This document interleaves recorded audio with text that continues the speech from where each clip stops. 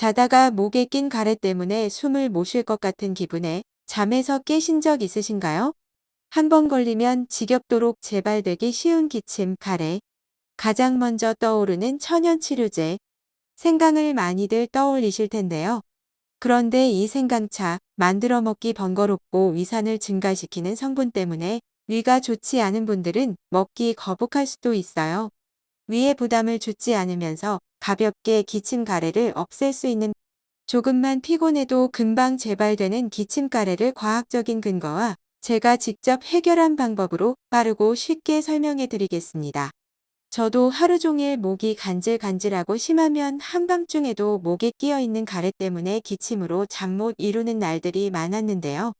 이 방법으로 기침 가래를 싹 없앨 수 있었습니다.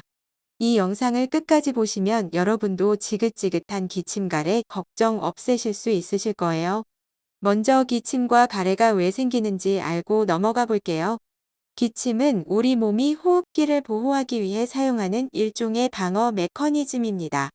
외부에서 들어온 먼지, 세균, 바이러스 등으로부터 폐를 보호하기 위해 몸이 자연스럽게 반응하는 것이죠. 이와 함께 가래는 기관지에서 분비되는 점액으로 외부 물질을 포획해 체외로 배출하는 데 도움을 줍니다.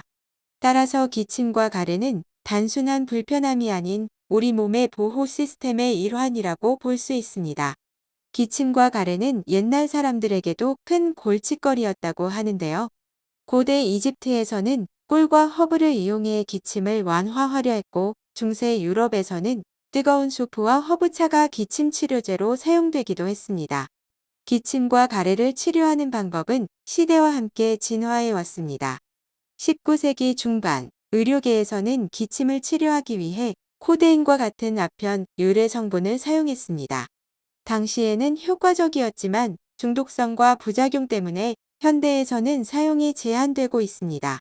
기침과 가래의 원인은 다양합니다. 가장 흔한 원인으로는 감기나 독감과 같은 바이러스 감염, 알레르기, 천식, 만성 기관지염 등이 있습니다.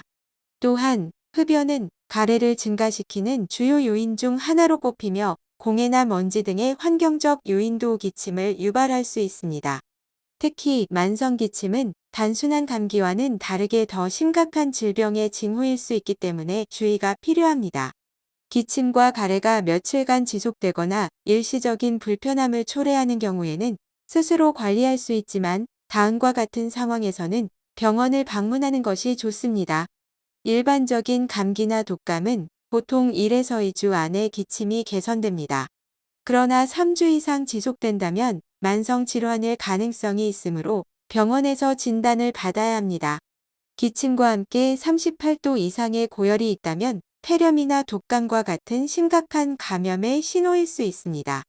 피가 섞인 가래는 폐 질환의 징후일 수 있으므로 즉시 병원에 가서 검사받아야 합니다. 가래의 색깔이 노란색, 초록색, 갈색 또는 냄새가 나는 가래는 세균 감염을 나타낼 수 있으며 이 경우 항생제가 필요할 수 있습니다. 그렇다면 천연 성분 중 기침과 가래에 가장 효과적인 것은 무엇일까요? 많이들 알고 계시는 생강은 항염증 작용을 하여 기도를 진정시키고 가래 배출을 돕습니다. 생강차를 만들어 마시거나 신선한 생강을 직접 씹는 방법으로 활용할 수 있습니다. 그러나 천연 성분 중 기침 가래에 특히 효과적인 것으로 알려진 것은 프로폴리스로 꿀에 들어있는 플라보노이드 성분입니다. 연구에 따르면 꿀은 목을 부드럽게 하고 기침 가래를 줄여주는데 매우 효과적이며 부작용 없이 모든 연령대에서 사용 가능한 천연 성분 중의 하나입니다.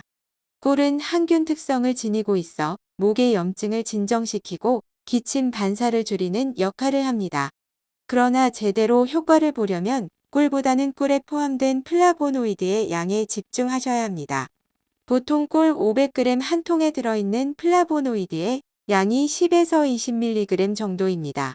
꿀을 마셔서 기침 가래의 효과를 보려면 꿀 한 통을 다 먹어야 하지만 프로폴리스 영양제를 먹어주면 하루에 한두 번 섭취로 효과를 보실 수 있습니다. 제가 사용하는 제품은 아래 설명 글 링크를 통해서 확인하실 수 있습니다. 기침 가래는 한 번 좋아졌다고 해서 없어지는 게 아니라 스트레스나 면역력이 약해지면 언제든 재발될 수 있는 증상입니다.